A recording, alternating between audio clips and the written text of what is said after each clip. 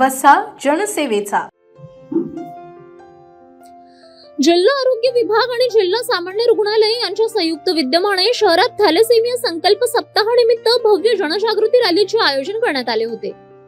Thalassemia आणि हिमोग्लोबिनोपॅथी यासारख्या अनुवांशिक रक्तविकारांबाबत समाजात जनजागृती निर्माण करणे हा या उपक्रमाचा मुख्य उद्देश होता।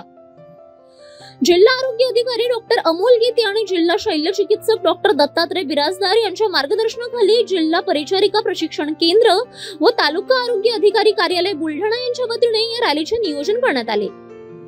रॅलीमध्ये विविध घोषणांच्या माध्यमातून नागरिकांना आजाराचे स्वरूप, प्रतिबंधात्मक उपाय आणि वेळेवर तपासणीचे महत्त्व पटवून देण्यात आले। विशेषतः विवाहपूर्व आणि गर्भधारणापूर्व तपासणी करणे थॅलेसेमिया रोखण्यासाठी किती आवश्यक आहे याबाबत तज्ञांनी मार्गदर्शन केले।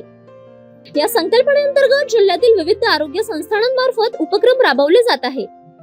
याचाच एक भाग म्हणून 5 मे रोजी प्राथमिक आरोग्य केंद्र हातडे बुद्रुक येथे भव्य रक्तदान शिबिराचे आयोजन करण्यात आले होते।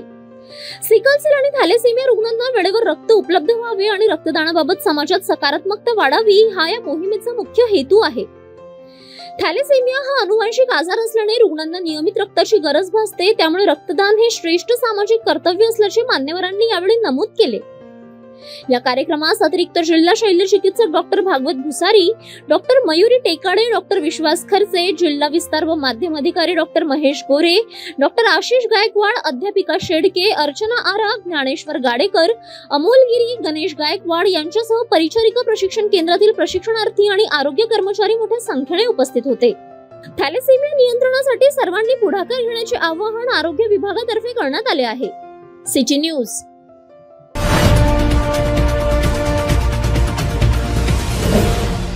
सिटी न्यूज वसा जनसेवेचा।